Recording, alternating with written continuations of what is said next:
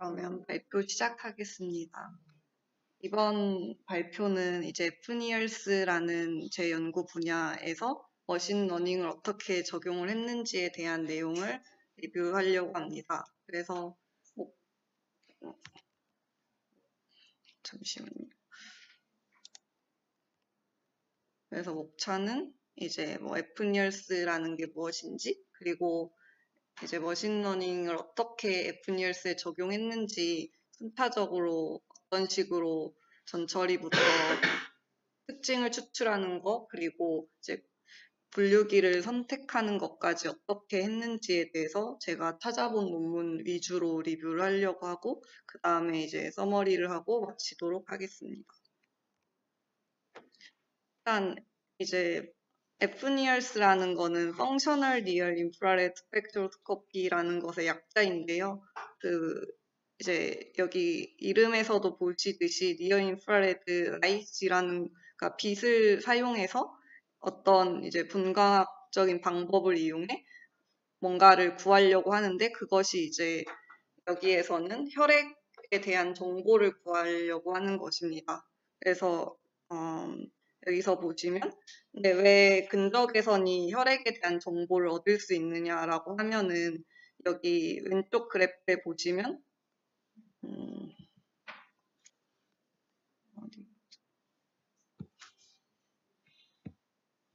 이제 왼쪽 그래프에 보시면은 근적외선이 이제 한 600 후반에서 900 나노미터 파장 대역 사이를 이제 근적외선이라고 하는데요. 그 근적외선에서의 이제 흡수도 스펙트럼을 보면은 이제 산화 헤모글로빈이랑 비산화 헤모글로빈에 대한 흡수도가 이제 물이라든가 뭐 다른 지질 그런 다른 물질들에 비해서 흡수도가 굉장히 높게 됩니다. 그래서 이 부분의 빛을 특성을 이용하면은 이제 여기 보시다시피 이제 뇌로 빛이 이렇게 포톤이 뚫고 들어가서 헤모글로빈에 대해서 흡수하고, 그 다음에 그 이제 나머지 디퓨즈 라이트가 여기 뒤에 보시면 여기 센서가 있어요. 여기가 소스고, 그 센서에 이제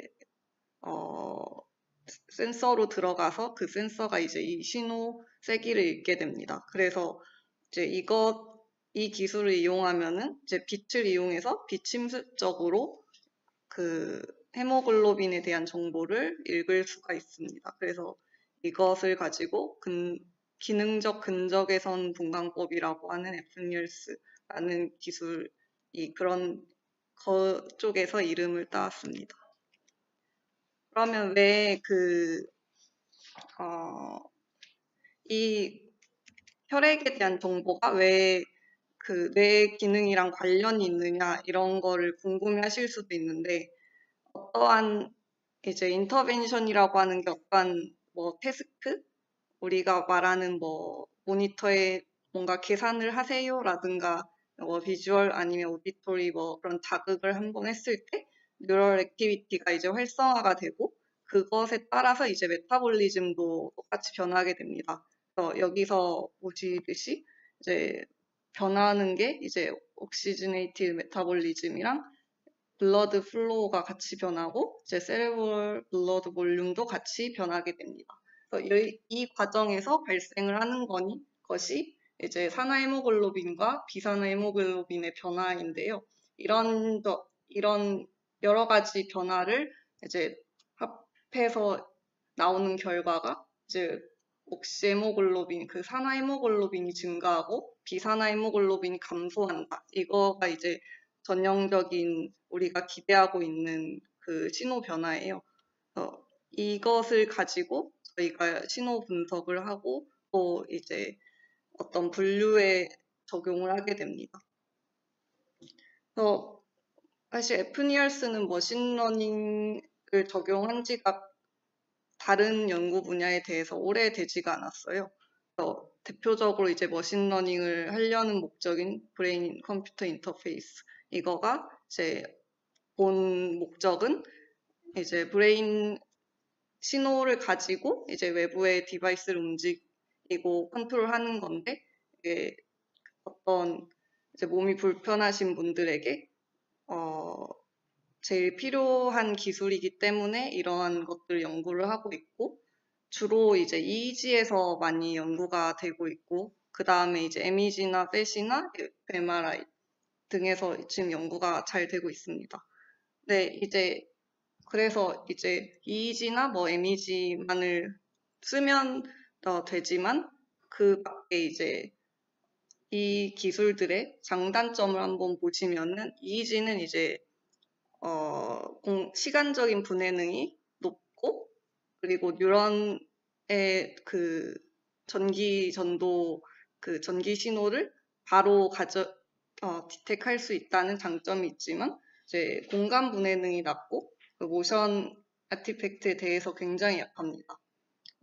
그래서 이제 대안으로 나온 것들이 MEG, 뭐 펫이나 fMRI 이런 것들이 있는데 얘네는 이제 공간 분해능은 엄청 좋고 이제 브레인 깊이 있는 그 정보도 읽어올 수 있는데 이제 굉장히 뭔가 시스템을 구성하는 게 비싸고 뭔가 큰 어떤 시스템을 요구합니다.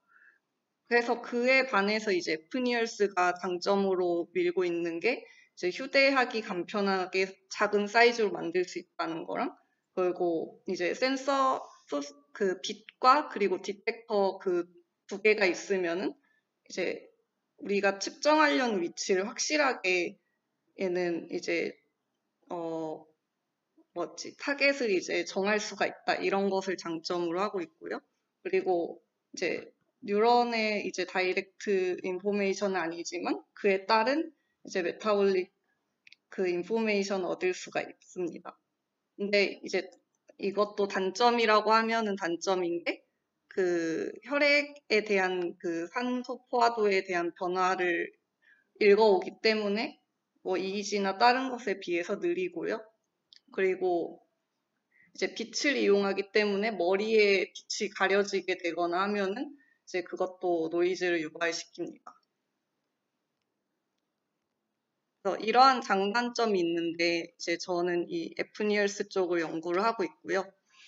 네, BCI라고 검색을 했을 때 이제 가장 먼저 떴던 논문을 그냥 가볍게 읽어봤는데 이거는 이제 피험자에 대해서 이제 브레인 컴퓨터 인터페이스를 적용한 연구인데요. 이 환자는 이제 수축증이라고 하는 이제 근육이 경직돼서 이제 아무 말도 못하고 거의 식물인간 상태로 지내야 하는 그런 질환에 걸려 있는 환자가 이제 뇌 에프니얼스 신호를 측정을 하고 그것을 이제 SVM에 학습을 시킴으로써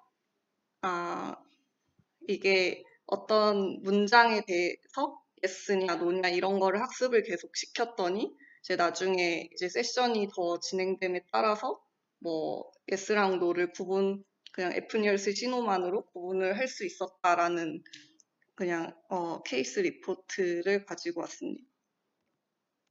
그래서 이러한 응용 분야를 그냥 가볍게 봤고 여기서 이제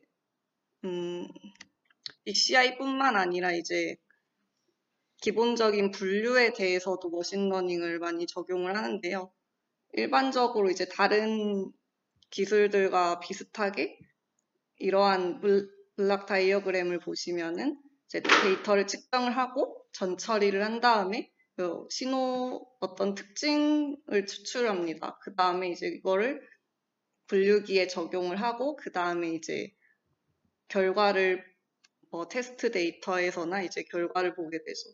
그래서 여기서 이제 가장 여기 에프니얼스에서 중요하게 생각하는 것이 이제 다른 연구도 비슷하겠지만 이제 프리프로세싱 전 처리와 특징 추출 그리고 이제 분류기 선택에 있어서 이제 이 세 가지를 가장 중요하게 생각을 하고 있습니다. 그래서 제가 오늘 제작하면서 논문들을 정리해 보니까 이제 이 세 가지를 집중해가지고 그 데이터를 정리를 한 결과를 볼 수 있었고 이제 이것에 대해서 하나씩 보도록 하겠습니다. 일단 전 처리에 대해서는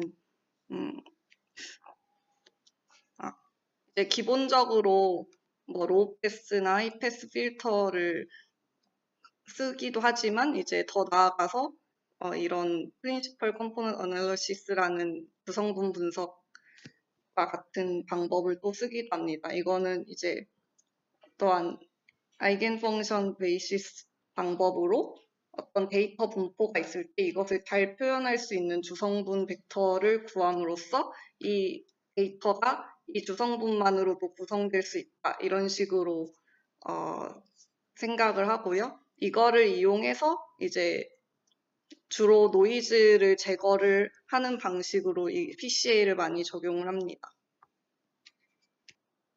그리고 그 다음으로는 이제 제가 본 논문에서는 이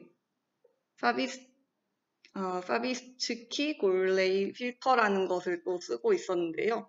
이거는 이제 폴리노미얼 리스트 스퀘어드 디지털 필터라고 해서 이제 여기 위키피디아에서 가져온 이거 영상을 보시듯이 이제 근처에 있는 포인트들을 가지고 어떠한 고차 다항식을 표현을 해서 이걸 계속 컨볼루션을 해서 뭔가 이제 스무딩과 같은 효과를 만들어서 피팅을 하는 과정입니다.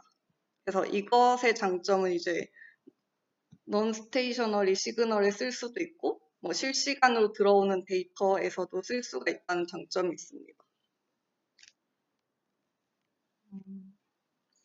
그리고 이제 전처리는 이제 그 전까지 이제 제가 찾아보기로는 그 전까지 있었고 이제 특징 추출에 관해서 말씀드리려고 하는데요. FNIRS에서는 이제 기본적인 특징으로 보시게 되면 여기 오른쪽에 같은 그래프를 이제 저희가 신호로 측정을 하게 됩니다. 이거 빨간 게 이제 산화 헤모글로빈이고 이제 파란색이 그 비산화 헤모글로빈을 뜻합니다. 그래서 여기서 저희가 얻을 수 있는 거는 뭐 이 태스크 시간 동안에 뭐 평균 헤모글로빈 농도 변화 아니면은 뭐 최고값, 최대값 뭐 이런 식으로 뭐 슬롭이나 뭐 베리언스, 분산값과 같이 이제 여러 가지 그냥 이 그래프에서 간단하게 우리가 얻을 수 있는 기본적인 값이 있고요. 그 추가적으로 이제 어디에 더 어느 쪽에 더 치우쳤냐라는 것을 보는 것과 그리고 얼마나 더 뾰족하게 그 뭐라고 해야 되지? 모양이 변하는가 이런 것도 추가적으로 분석 대상으로 쓰고 있습니다. 그리고 이제 제가 또 찾아본 것 중에는 웨이블렛 피처 익스트랙션이라는 것이 있는데 이 방법은 이제 가정을 하는 것이 우리가 측정하는 신호가 그 노이즈가 전혀 없는 본래 신호랑 그리고 어떤 노이즈 가우시안 노이즈 시그널로 시그널 두 개의 합으로 표현을 할 수 있다는 가정을 하고 시작을 하는데요. 그래서 이거를 사용한 FNIRS 논문에서는 다음과 같은 과정으로 이거를 적용을 했습니다. 첫 번째로 이제 FNIRS를 이러한 과정을 통해서 이제 변환을 시키고 그 다음에 이제 어떠한 그 스레숄드를 아래와 같이 이쪽에서 이제 스레숄드를 설정을 해가지고 이것의 위에만 이제 신호 코에피션트가 남게끔 조정을 합니다. 그래서 이것을 사용해서 이제 이 코에피션트를 하나의 어떤 인풋과 클래시피케이션을 위한 인풋으로 이제 획득을 하고 그것을 가지고 뭐 베이스라인 대비 뭐 이 어떤 태스크를 했을 때 이 분류기가 얼마나 잘 이 어떤 태스크 스페시픽한 그런 분류를 하느냐 이런 것에 관한 연구를 진행하였습니다. 그랬을 때 이제 여기 왼쪽에 보시면 이게 본래 그 산화 헤모글로빈 신호를 나타내고 그리고 그 아래에 있는 것들이 이제 그 웨이블렛 코에피션트들을 나타내는 것입니다. 그래서 그 옆에 이것들을 인풋 데이터로 이용을 했을 때 그 옆에 보시면은 몇 개의 그 웨이블릿 코에피션트들을 사용함에 따라서 이제 베이스라인 대비 뭐 로테이션, 오브젝트 로테이션 태스크라는 어떠한 뭔가 과제를 피험자가 진행을 했을 때 이제 분류관에서 이제 여기서는 이제 스페시피티랑 센서티비티를 이제 비교를 했는데요. 그 스케일을 더 많이 넣을수록 이제 한 10 정도에서 제일 퍼포먼스가 높게 나타났다 이런 것을 보여주는 연구였습니다. 그리고 또 다른 방법으로는 이제 폴리노미얼 리그레션 알고리즘이라는 것을 사용을 했는데요. 이거는 이제 아까 전처리에서 보여드렸던 것과 컨셉이 비슷한데 이 획득한 신호를 전처리된 신호를 이제 하나의 그 고차 다항식으로 생각을 해서 여기 보시면 이것도 이제 되게 수식이 길게 유도가 되어가지고 제가 많이 담지는 못했는데 Ordinary Least Square Estimation이라는 방식을 쓰면은 이 다항식 앞에 있는 개수를 구할 수가 있습니다. 그래서 이것을 이용해서 이거를 또 하나의 인풋 데이터로 설정을 해가지고 각 채널별로 이쪽 FNIRS 연구에서는 뭐 채널별로 5개의 그 H 개수를 각각 인풋으로 넣어서 이제 핑거태핑 분류에 사용을 했습니다.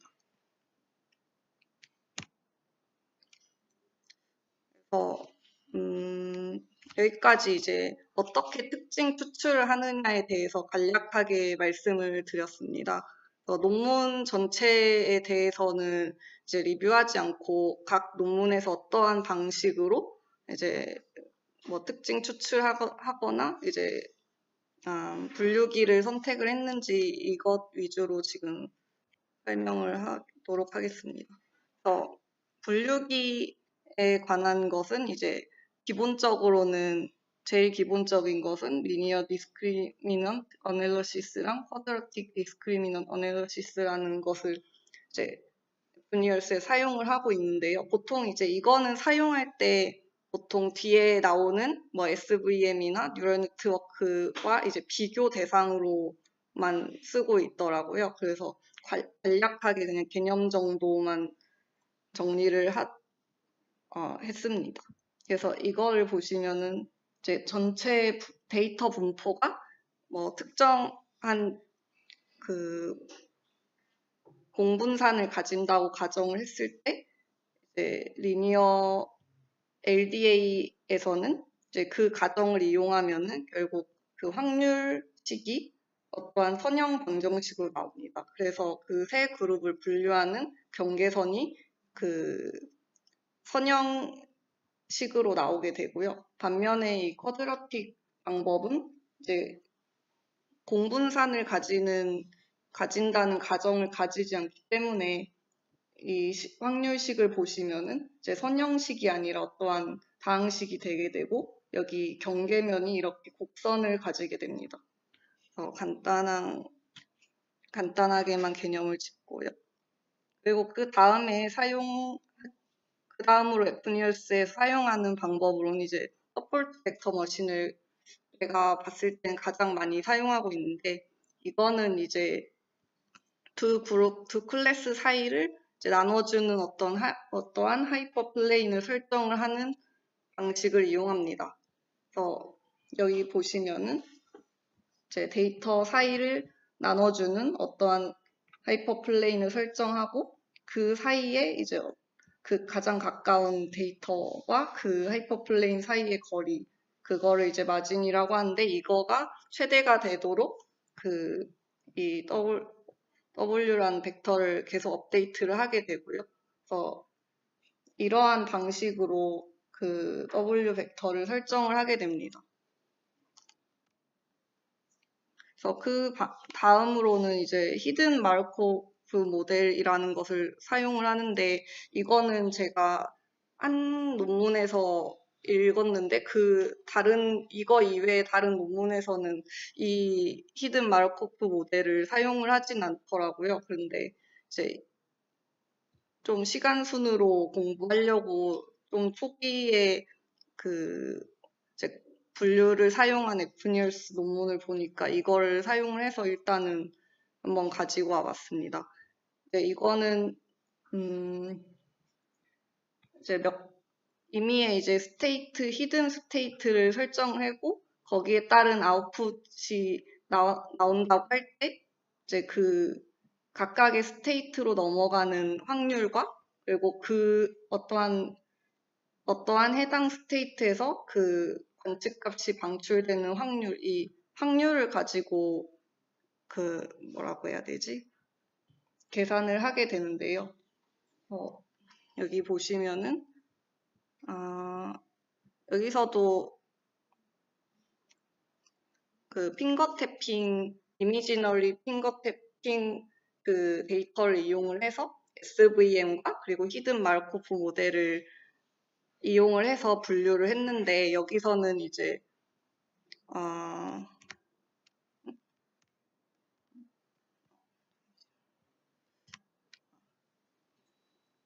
이것만 가지고는 뭐가 이제 X고 뭐가 뭐 관측값 O인가 이런 게 이해가 잘 안 가서 다른 비교할 만한 거를 가지고 와봤는데요. 여기서 보시게 되면 이제 히든 스테이트와 데이터 옵저베이션이라는 것이 나오고 이 옵저베이션이 결국 여기서 보시면 시간에 따른 데이터 값이에요. 그래서 이제 이것을 따져봤을 때 이제 히든 스테이트는 모터 이미지너리 오른쪽이냐 왼쪽이냐 이런 것이고 이거는 근데 우리가 알 수가 없고 맞춰야 하는 것이고 그거를 맞추려고 이용을 하는 게 관측값인 에프니얼스 시간 데이터라고 이해를 했습니다. 이거가 왜 5개 스테이트냐에 대해서는 이 논문에서 이렇게 정하고 그리고 이쪽에서 가우시안을 뭐 첫 번째에서는 하나 그리고 두 번째 뭐 스테이트 3에서는 뭐 3개 가우시안 사용하고 네 번째 스테이트에서는 뭐 가우시안 하나 사용했다 이렇게 말을 했는데 사실 이렇게 한 게 왜 이게 이렇게 해야 되는 게 뭐 베스트 방법이냐 하면은 사실은 잘 모르겠습니다. 그래서 이쪽 논문 계속 읽어보니까 이쪽에서도 뭔가 툴박스 비슷한 것을 사용을 했다고 해서 추가적으로 따로 공부를 더 해야 될 것 같습니다. 그리고 그 다음으로 사용을 많이 한 게 Artificial Neural Network인데요. 이거는 이제 많이들 보셨을 것 같은데 인풋 레이어랑 히든 레이어 그리고 아웃풋 레이어로 기본적으로 구성이 되어 있고 그리고 이제 여기 보시면은 각각의 이제 포인트에 대해서 인풋을 입력을 하면 그것이 각각 뉴런의 가중치를 가지고 이제 다음 레이어로 넘어가게 되고 이것을 계속 아웃풋을 업데이트 해가지고 여기 보시면은 하나씩 이제 정보를 전달한 다음에 또한 웨이트를 아웃풋에 따라서 이제 다시 업데이트를 시켜주는 방법을 사용하고 있습니다. 그래서 여기 보시면은 이게 본래의 예를 들면은 이게 뭐 오른쪽 모터 이미지너리냐 아니면 왼쪽 모터 이미지너리냐 하는 본래의 값이고 여기가 이제 관측된 그러니까 여기서 분류한 값 반대로 말했나요? 어쨌든 그 둘 차이를 가지고 이제 웨이트를 업데이트를 하는 방식을 사용합니다. 그래서 여기에서 보신 바와 같이 이제 한번 진행을 하고 그 다음에 이제 본래 값과 분류 값을 에러를 구한 다음에 그 에러를 줄이는 방향으로 이제 업데이트를 하는데요. 그 방법을 이제 그레디언트 디센트 방법으로 이용을 합니다. 이쪽으로 진행을 했다고 했을 때 최종 값에서 그레디언트를 구하기 위해서는 그 전 것에 대한 그레디언트를 구할 수밖에 없는데 그 전 거는 또 그 이전 것에 관해서 이제 그레디언트를 구할 수가 있고 그것을 이제 종합을 하면은 이런 식으로 서메이션 하는 식으로 풀 수 있게 됩니다. 이러한 방법을 이용해서 그 파라미터 업데이트해서 최적화를 진행합니다. 이제 그랬을 때 이 표는 이제 SVM이랑 히든 마르코프 모델에 대해서 그 왼쪽과 오른쪽부터 이미저리를 어떻게 분류를 했는가 그것에 관한 이제 정확도를 비교를 했고요. 총 5명의 서브젝트에 대해서 이제 핑거 탭핑 그리고 워터 이미저리에서 비교를 했을 때 이 연구에서는 이제 히든 마르코프 모델이 더 높은 값이 나왔다 이런 식으로 이제 주장을 하고 있는 논문입니다. 근데 이제 다른 논문에서 봤을 때는 SVM과 뭐 Artificial Neural Network 비교했을 때 뭐 둘 사이에 그렇게 크게 정확도에 대해서 차이가 거의 없었고 네, 다른 논문에서는 이제 여러 가지 LDA랑 QDA랑 포함해서 이제 여러 가지 클래시파이어를 한 번에 비교한 논문도 있었습니다. 여기서 이제 뭐 간단한 것이 꼭 정확도가 낮은 것이 아니라 이제 어떤 하나하나씩 비교를 해서 제일 높게 나오는 거를 선택해서 사용하면 된다는 걸 알려주고 있습니다. 그래서 여기서 이제 정리를 하면은 전처리 방식으로는 뭐 기존에 쓰던 버터월스나 쉐비쉐브 뭐 이런 간단한 필터들이 있고 그래피드 필터를 사용하는 거는 이제 사비츠키 골레이 필터 그리고 뭐 PCA 이런 방식을 사용해서 전처리를 진행을 하고요. 그 다음에 특징 추출로는 간단하게 얻을 수 있는 어떠한 값들 그리고 이제 2차적으로 얻을 수 있는 뭐 웨이블렛이나 폴리노미얼 계수 등이 있습니다. 그 다음에 이제 분류기는 아까 보여드렸던 LDA나 QDA 그리고 뭐 SVM, Artificial Neural Network 그리고 뭐 히든 마르코프 모델 등이 있습니다. 네, 이렇게 한번 리뷰를 해봤는데 결국 이제 이걸 읽으면서 느끼는 거는 그 전처리는 일단 그 모션 아티팩트랑 다른 노이즈를 줄이기 위해서 가장 필요한 과정이고 그 다음으로 제일 중요한 거는 특징 추출이 진행이 돼야 되는데 이 특징 추출이 그냥 막 뽑는 게 아니라 어떠한 생리적으로 의미가 있는 데이터를 뽑아야 이거가 뭐 예를 들어서 왼쪽 모터 이미저리에서 나왔고 뭐 더 나아가서 이게 뭐 노인 어떤 우울증에 대한 척도이다 뭐 이런 식으로 해석을 나중에 할 수 있기 때문에 이 특징 추출 방식도 굉장히 조심스럽게 진행을 해야 된다고 생각을 하고요. 그 다음에 여러 논문들을 보면서 어떠한 논문이 뭐 딱 이 분류기가 좋기 때문에 이거를 꼭 써야 한다 이런 말은 사실 없었고 하지만 이제 여러 가지를 비교해 보면서 뭐 이게 더 낫다 이런 식으로 얘기는 하는데 사실은 이제 이쪽 분야에서는 뭐 분류기가 중요한 것이 아니라 뭐 특징에 대한 해석이 제일 중요한 걸로 느꼈습니다. 여기까지 FNIRS에 대한 리뷰를 마쳤고 혹시 질문 있으시면 질문을 받도록 하겠습니다.